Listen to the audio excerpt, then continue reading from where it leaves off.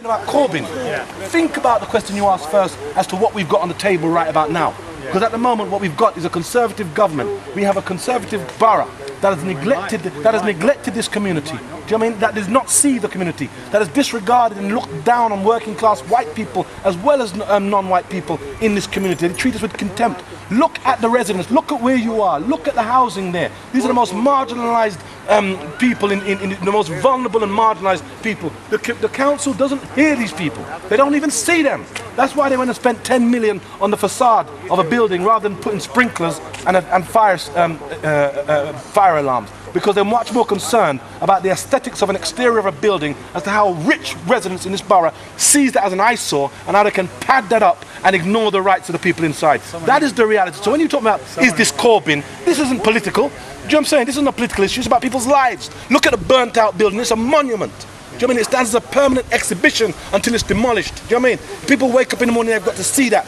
And every time they see that, they see how marginalised, disenfranchised and divided they would like this community to be. But when they woke up in the morning, what you saw was not just black, white, Muslim, Christian, you saw rich and poor. Because there have been rich people in this community living cheek by jowl with poor black people for generations. This community, when we talk about community, and people like to throw around and take ownership of this community. So when they say, we are in this community, and you see a black person, you think, you're about the black community. Community is made up of layers of people. You have the black community is made up of the African and Caribbean community, of which we have symbolic things like the carnival. You have the white working class community, which is symbolic by the market. You have the Moroccan community. You have the Somalian community. You have the Portuguese and Spanish community, which is symbolized by the delicatessens and the little coffee shops that they have on the Bello. And that, when it comes together, interfaces and becomes what we construct as a community. Even rich white people like David Wainwright, who's been around here for generations. That is the core and the heart of what we call this community. Everyone else who comes in and buys in because they've seen the movie or they think it's a trendy area because the media says, look how wealthy it is. And these people come in and they sit down in the Bugattis and the Ferraris and the Porsches and they make no effort to integrate. This isn't a race thing. This isn't black or white. Do you know what I'm saying? It's a class thing. The borough with Victoria Borwick, that MP, she didn't speak to these people. Victoria Borwick speaks to those people in Chelsea. Emma Dent Coed, the MP, speaks for these people. Do you know what I'm saying? Do you want to just say what you said about the building on camera? What about the building on camera? It's on camera there. What do you mean? What's it on camera? No, you should have had your camera. Well, you see, you guys have the mainstream. The mainstream, no problem. No problem. You can pull out your camera. But what's your response? The mainstream media's dropped the ball. That's why social media. What is your response to what he said? How do you feel about what he just said about this area? Why is it a class thing? No, what's your personal view? We have people who have a certain amount of income. When the average property price in this area is 1.2 million, who do you think can buy it? When we talk about class, and some people say it's not about class because some of the people who own properties in that building had the right to buy and they own their property. Do you think any rich white man's going to go and buy a house in Grenfell Tower? That was still the white working class, the aspiring white working class, the aspirants who Thatcher convinced to go and buy their own home. So they go and buy a house on the 31st floor of some housing estate and believe they're now arrived.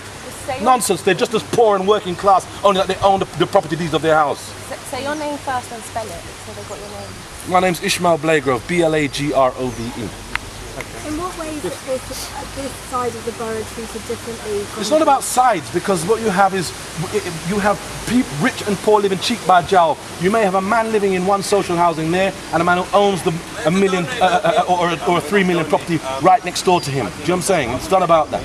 You know, understand it. What we have is, in that same dynamic and scenario that you've just raised, what we have is a situation whereby the council listens to the man who owns his house as opposed to the man who's in social housing. That is where the crisis in this country is coming from, whereby the marginalised, the disenfranchised, the voiceless people are not heard, and the only people you have to have a certain income or be connected to certain people before you're even heard. And what we have is you have poor working class people in this community who needs to be legitimised by some cut glass accent before people take them seriously. Do you know what I'm saying? That's the bullshit and fuckeries that's going down. I ask, what do you I know you just said it, but we weren't putting it. How do you feel when you look at that building now? What do you mean, how do I feel? How do you feel? Look at when you can look at that building, you can tell me how you feel and times that by 1,000. Do you know what I mean? It's people. It's not just looking at the building and saying how do I feel. It's looking at the building and knowing that I know people who died in that building. Everyone, every resident, every person who can call himself a part of this community of Notting Hill would have at least known one person in that building. In the morning when it was time, when I'd seen all this stuff breaking out, news of people calling me at 1:30, 4 o'clock and all the rest of it, and I recognised that just the locality that my daughter couldn't come to school.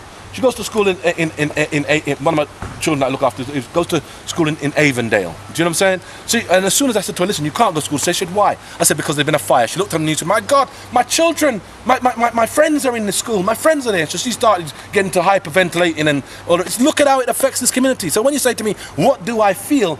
Do you know what I mean? I feel the pain of knowing people who've died in that attack. Yesterday I was sitting down in my house with a friend of mine, and as we sat down he was saying, well, what's happened to Khadija Say? Khadija Say is this breaking artist. She's a black young artist just breaking. She's had her first exhibition in Venice. What's happened to her? And she's been messaged on social media that she's alive, then that she hasn't been, she's unidentified, that no one knows where she is. And just as we're talking about this, we get the breaking news on the story, and they put a picture of her on the news saying that she's been one of those who've been identified as a victim. Not necessarily a friend of mine, but we'd have known her. These are people that we are acquainted with and know. Do you know what I mean? Others who would have been friends with them. Another friend I heard jumped from one of the floors. Do you know what I mean? This is the sort of story, the backdrop, do you know what I mean, to these images that you have. You're down here and it's just some sort of feeding frenzy for you to sort of get a new sensational story which you might make your career in terms of breaking this, giving a nice news report. This is a reality that people have to live here day in and day out. People know this. Do you know what I'm saying? It is not just a story. And when we look at this situation, we see that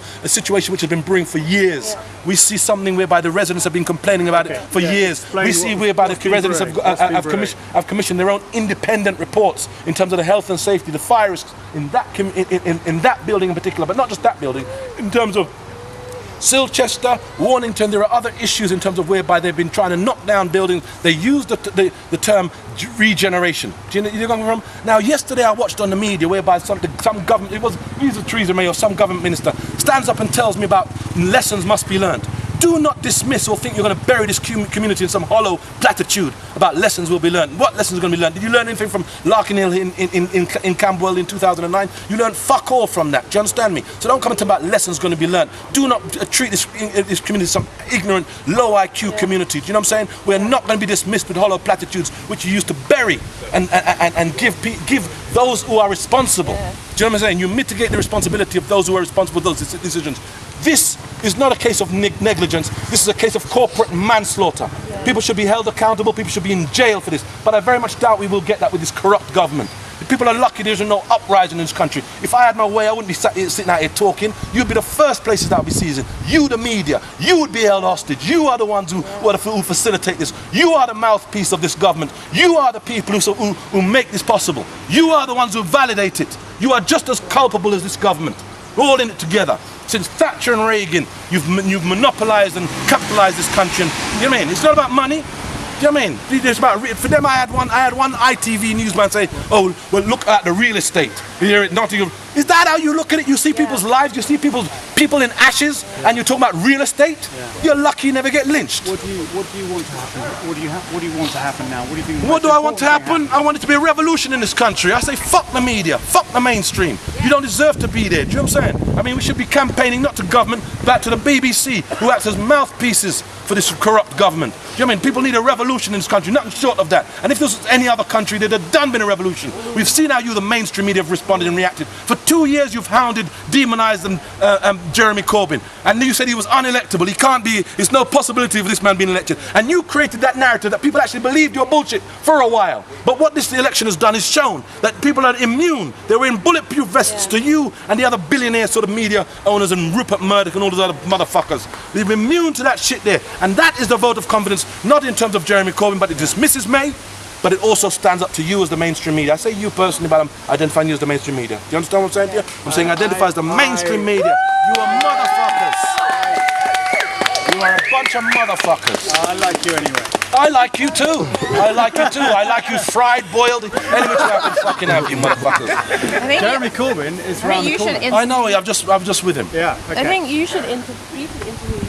Well, I'm not here to express opinions. Are you Nice one, take it easy. do you have friends in the building as well? I'm a local community. Are you a local person? Yeah. I have friends in the building. They are my community.